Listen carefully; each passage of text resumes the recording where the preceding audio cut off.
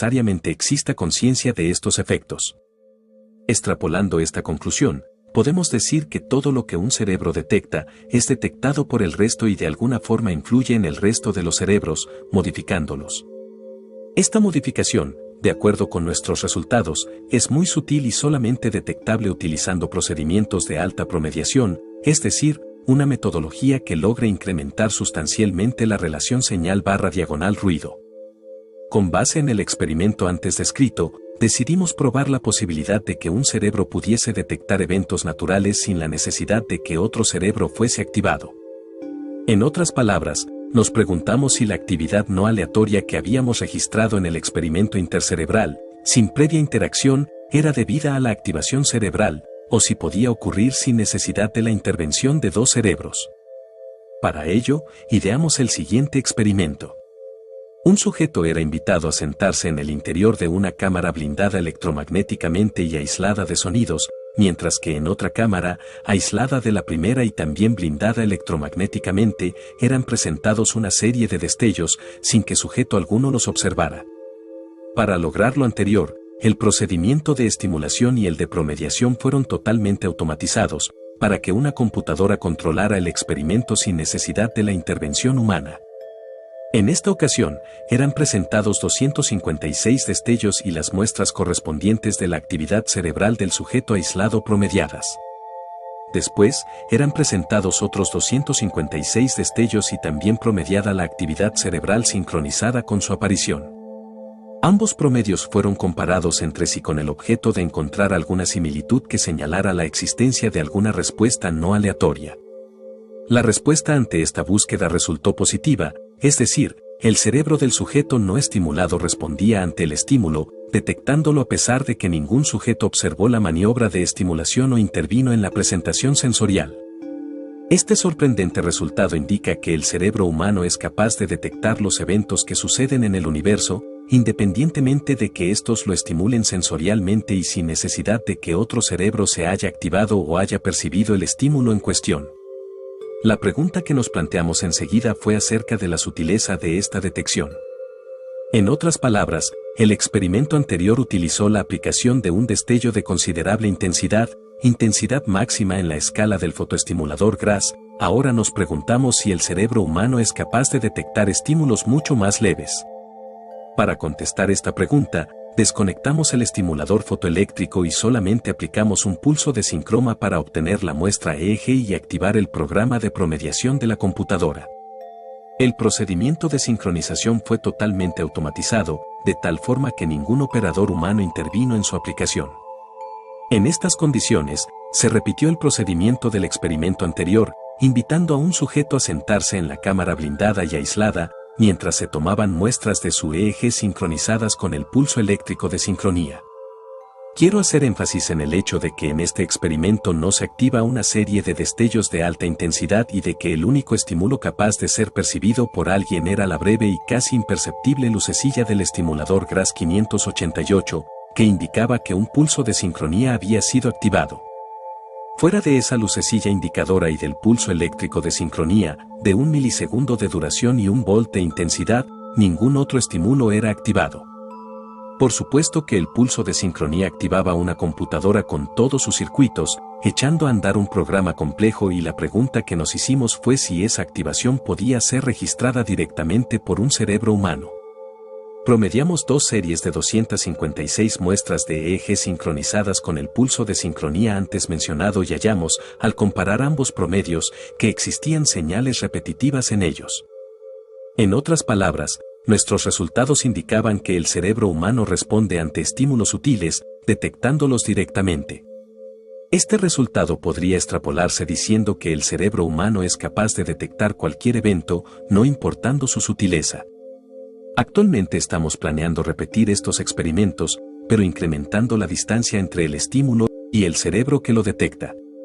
Me atrevo a predecir que obtendremos los mismos resultados que antes, aunque posiblemente tengamos necesidad de incrementar aún más la relación señal/ruido para hacer evidente la respuesta cerebral no aleatoria.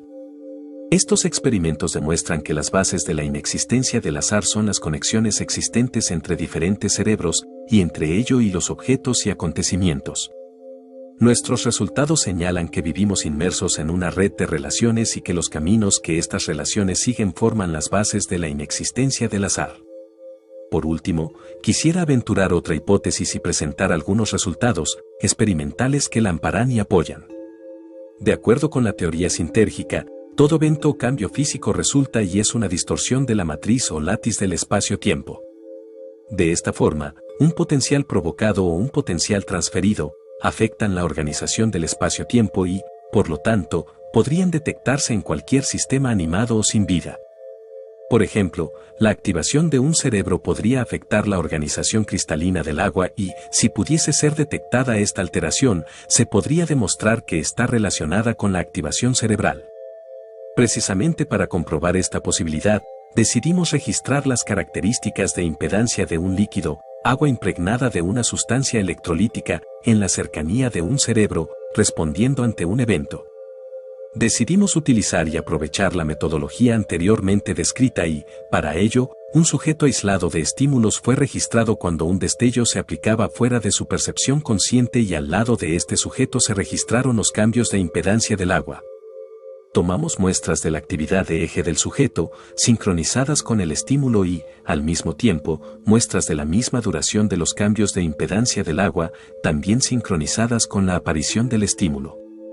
Ambas muestras fueron promediadas y fueron comparados dos promedios de 256 muestras cada uno entre sí. Encontramos que, tanto en la actividad cerebral como en los cambios de impedancia, había morfologías repetitivas, indicando que ambos sistemas, el animado y el inanimado, son capaces de interactuar directamente. Enseguida hicimos lo mismo con dos sistemas inanimados. Para ello, aplicamos una serie de destellos en una cámara blindada y registramos los cambios de impedancia en el agua, localizada en otra cámara blindada electromagnéticamente.